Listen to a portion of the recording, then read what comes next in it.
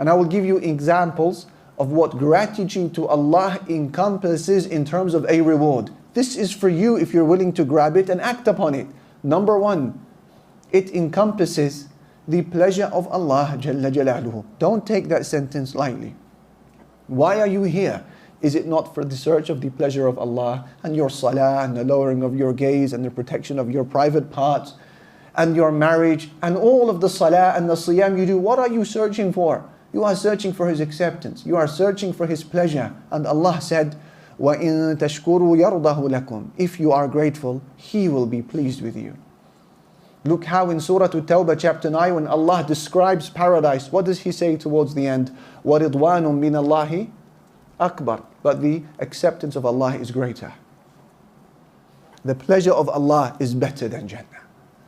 And that's why when the people of paradise are enjoying the pleasures of Jannah, they hear an announcement from Allah who says to them, are you satisfied? They will say, how can we not be satisfied? You've given us all of this. Allah will say, I'm about to give you a favor that is greater than all of this. أُحِلُّ عَلَيْكُمْ رِضْوَانِي فَلَا أَسْخَطُ عَلَيْكُمْ أَبَدًا. I will now be pleased with you forever. Never shall I be displeased with you.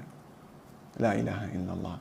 So what does Allah offer those who are grateful to Him? He offers them His acceptance and pleasure. In fact, who is the most disliked person in the eyes of Allah? He is the kafir. And a kafir, we translate it loosely as disbeliever. But linguistically speaking, what is a kafir? From the root word kafara, which means to cover something, to cover your knowledge of Allah and to cover the favors of Allah. So a kafir linguistically means the ungrateful one.